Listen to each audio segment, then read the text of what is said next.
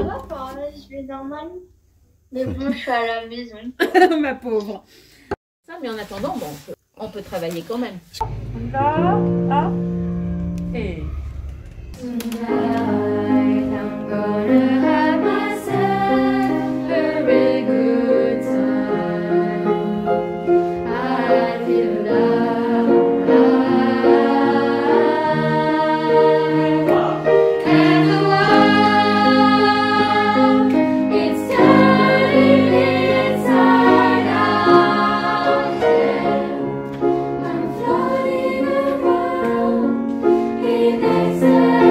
Bonjour, je suis Philippe Dallarin, le directeur du conservatoire Jacqueline Robin de Taverny. Le conservatoire Jacqueline Robin, c'est un établissement d'enseignement artistique de 700 élèves. Depuis le début du premier confinement, on a réussi à maintenir l'ensemble de nos activités, l'ensemble des cours et des disciplines qui vont de la pratique instrumentale.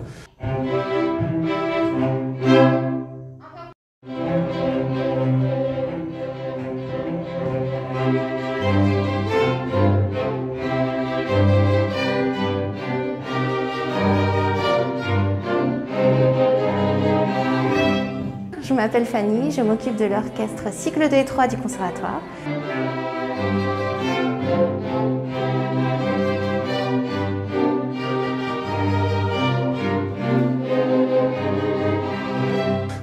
Au chant, au théâtre, à la comédie musicale.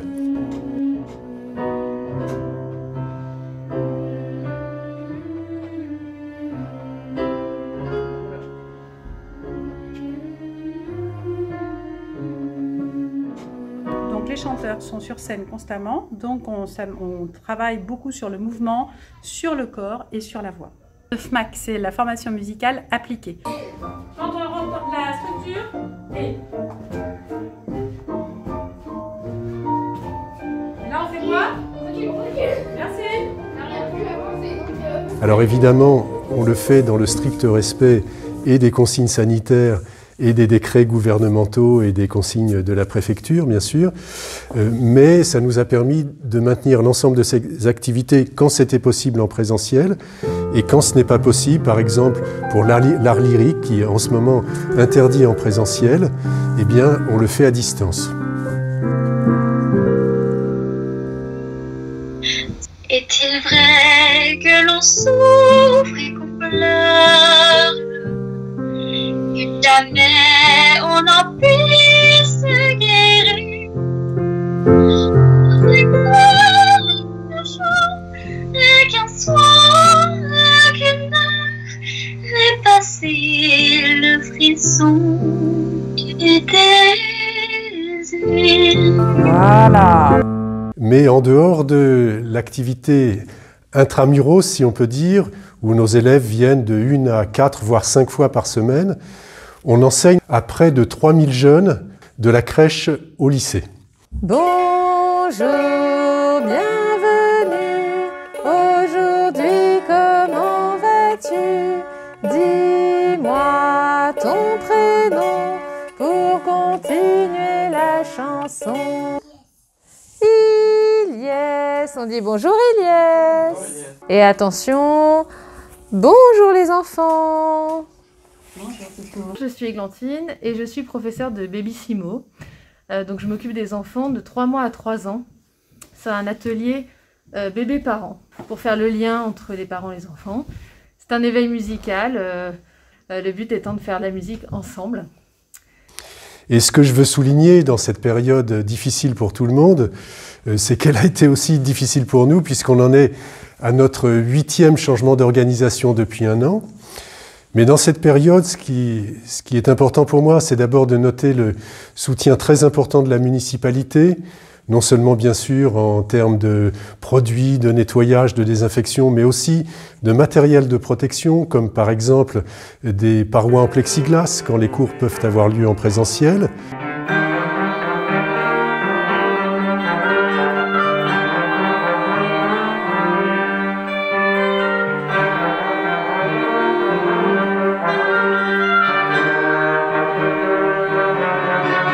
Ou alors, quand les cours doivent avoir lieu à distance, en termes d'équipement Wi-Fi de nos bâtiments et de mise à disposition d'ordinateurs pour les professeurs afin qu'ils puissent enseigner à distance. Et ensuite,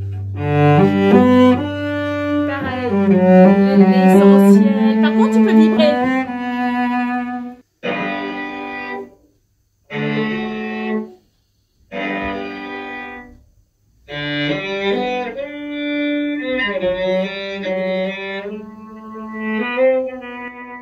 Et puis également, durant cette année, la municipalité a doté près de 400 élèves du conservatoire et tous les professeurs d'une application qui s'appelle Nomad Play, qui permet aux élèves de jouer en même temps que des grands solistes ou des grandes formations qui ont été enregistrées avec une qualité sonore absolument remarquable.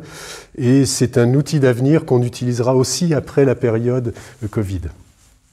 La relation à l'art est quelque chose de fondamental. Bien sûr, il y a les produits de première nécessité, et c'est évident qu'il faut d'abord se nourrir, aller faire ses courses, pouvoir se loger, mais on s'aperçoit avec la fermeture des théâtres, avec la fermeture des musées, des cinémas, qu'il nous manque quelque chose d'absolument essentiel. On sait que la pratique artistique a des vertus, des bienfaits dans le domaine de l'éducation, dans le domaine de la scolarité pour les jeunes, dans le domaine du comportement social, de l'inclusion, même de la santé.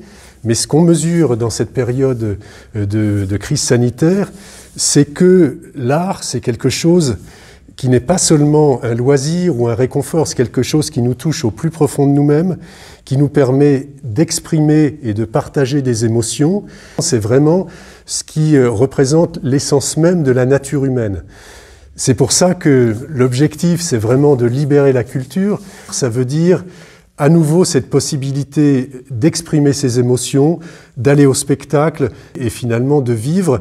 Et cette période, ce qu'elle a de terrible, c'est qu'elle nous déshumanise dans une certaine mesure. On perd la relation aux autres et la pratique artistique, l'art, c'est ce qui nous relie aux autres et c'est ce qui nous fait nous exprimer au plus profond de nous-mêmes.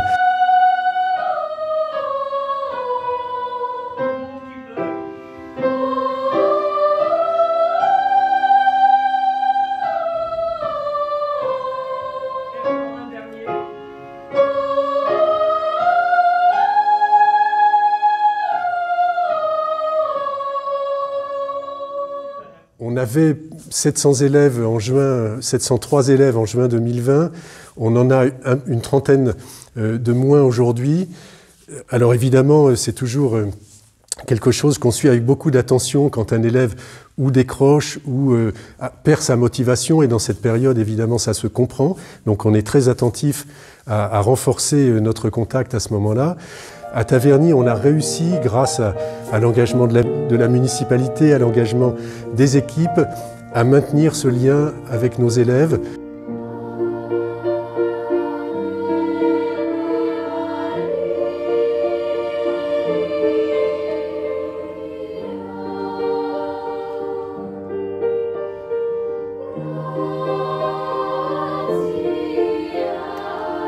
Ce qui nous a manqué le plus dans cette période, c'est vraiment de se retrouver et de pratiquer la musique ou le théâtre en groupe et en présentiel.